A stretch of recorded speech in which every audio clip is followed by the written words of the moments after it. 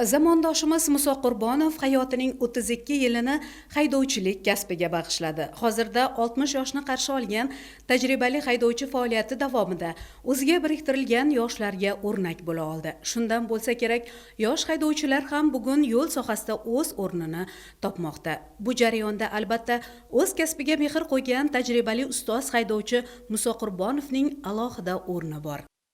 Biz ham shu yoshligimizdan katta texnikalar haydashga, tuzatishga borgan qiziqib yurardik. Ishga kelganimizga 6 yil bo'lgan bo'lsa, shu kelganimizda har bir yosh kelgan kadrlarni yosh katta haydovchilarga biriktirib o'rgatishga qo'yardi. Biz ham shu Musakani shogirdlikka tushib, o'rganib, mana shu 6 yildan beri haydaymiz, yonida nima yordam bo'lsa o'rgatadi, o'zini farzandidek. Lavhamiz qahramoni kasbidan faxrlanadi. Shundan bo'lsa kerak, haydovchilikning mashaqqatlarini aslo sezmaydi. Haydovchilik kasbining o'ziga yarasha mashaqqatlari bor. Ayniqsa mana shunday bir ulkan texnikalarni boshqarish haydovchidan yuqori bir malaka, mahoratni talab etadi.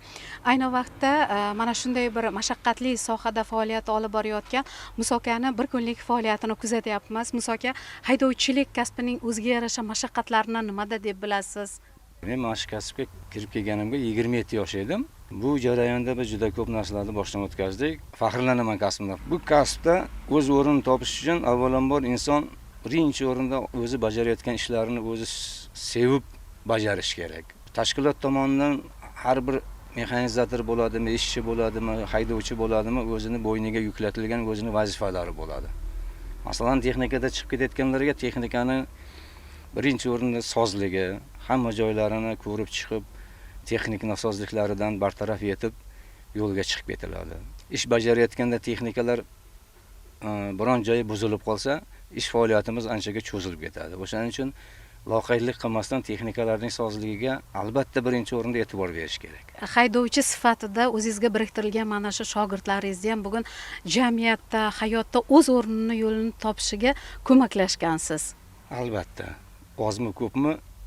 Endi to'g'risi qanchaligini bilmayman-ku, lekin mustaqil bemalol ishlab ketadigan darajada bo'lib ketishdi. Endi hozir ishlab yuribdi, ba'zilari shu soha bo'yicha, texnika bo'yicha ishlayapti.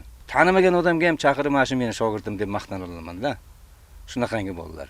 Mirzobod tumani yo'llardan foydalanish davlat muassasasida haydovchi bo'lib ishlab kelayotgan zamondoshimizni jamoadagi har bir xodim ustoz deya e'tirof etib, ulkan texnikalarni boshqarishning sir asrorlarini ulardan o'rganishga harakat qiladi.